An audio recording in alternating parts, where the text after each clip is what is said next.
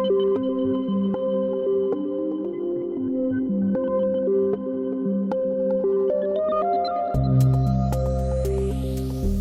is 6 Ms, the Seriously International Daily Newscast. It's Tuesday, January 28th, and I'm Jacob Shropshire. And I'm Emma Albright. The day is starting in Vancouver while people are headed to bed in Seoul. Here in the Worldcrunch newsroom in Paris, it's just after midday. And these are the latest headlines. Denmark cranks up military spending amid Greenland crisis. Donald Trump issues a series of orders aiming to dismantle diversity, equity, and inclusion measures in the military. And our quiz question today is about the First Lady, Melania Trump. Our top story today comes from Denmark, where the country's defense minister has announced more than $2 billion increase in military spending for the Arctic, with much of it earmarked for Greenland and the Faroe Islands. The announcement comes amid repeated declarations by Donald Trump that the U.S. wants to control the island from Denmark. When asked, Trump refused to rule out using military force to gain it. And back in Washington, President Trump has signed a series of executive orders to remove diversity, equity, and inclusion, also known as DEI, from the military. The orders also reinstated troops who were kicked out for refusing to take COVID-19 vaccines and sought to exclude transgender members from the military. An Israeli airstrike killed 2 Hamas fighters in the city of Tulkarem, a new sign of Israel's focus on the West Bank since the start of the ceasefire deal in Gaza. Israel also said that 8 of the first 33 captives supposed to be released in the Gaza ceasefire are dead. The other 25 have been confirmed as alive. And in Italy, a Navy ship has delivered 49 people to an Albanian port as the country resumed the controversial transfer of migrants to the Balkan country.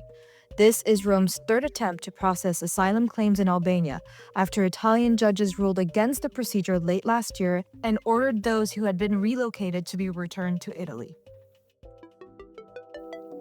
Now let's take a closer look at what the international press is covering. Belgian daily La Libre showed dramatic photos of the scene in Democratic Republic of Congo, where the largest city in the east was overtaken by a rebel group known as M23. The latest death toll stands at 17, with close to 400 wounded. Watchers on the world stage are increasingly pointing to Rwanda as being a major supporter of the group.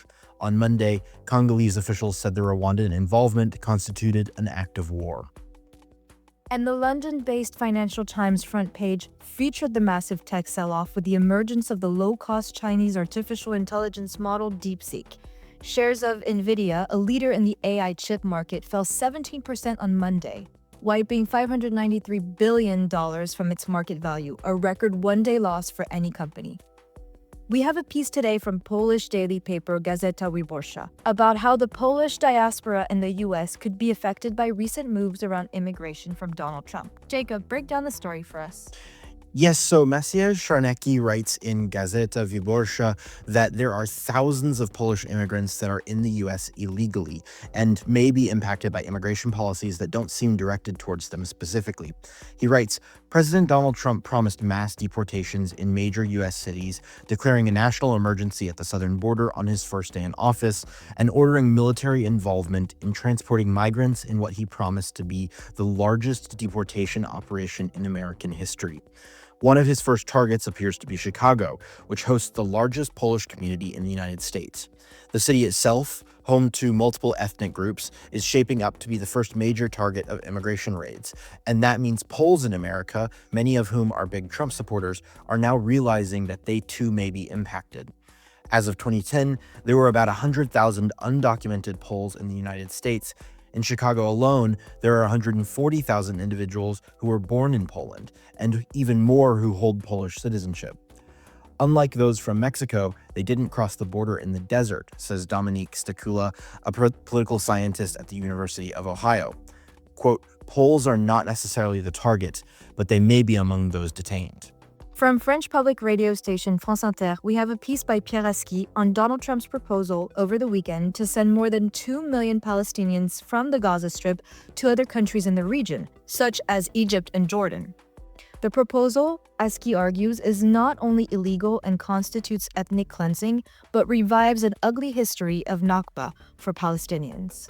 And in Lebanon-based outlet Daraj, journalist Fatima Badwi writes about the secondary effects of the Assad regime in Syria. In Tunisia, for example, officials are concerned about the return of thousands of jihadist nationals believed to have been held in Syria. With overcrowded prisons and an economic crisis, it has to now figure out how to handle this threat too. Finally, journalist Claudia Morales writes in Colombian paper El Espectador on the recent moves by several national governments around the world, including in Brazil and Colombia, to ban the use of smartphones in schools. This is a good move, she says, but the problems that smartphones can cause also exist at home and within broader social circles. A ban is a start to the solution, but it won't be enough. We're closing things out today with our quiz question about the First Lady of the United States. What is in the background of Melania Trump's official First Lady portrait, which was revealed yesterday? Is it A, the Trump Tower, B, a Slovenian flag, C, the Washington Monument, or D, her inauguration hat? The correct answer is C. Shot in the White House one day after her husband was sworn in as president, the black and white photo shows Melania wearing a dark business suit and white shirt as she rests her hands on a table in the White House. The Washington Monument, which towers over the nation's capital, is seen in the background. The portrait was shot by Regine Mahot, a photographer from Belgium who has been taking photos of the Trump family for more than 20 years. That's the latest from around the world. If you like this podcast, we'd really appreciate it if you would help us out with a follow, share, and a 5-star rating on your preferred podcasting platform. For more of the best of the international press, delivered exclusively in English every day, visit us at worldcrunch.com. We'll see you here tomorrow. À demain!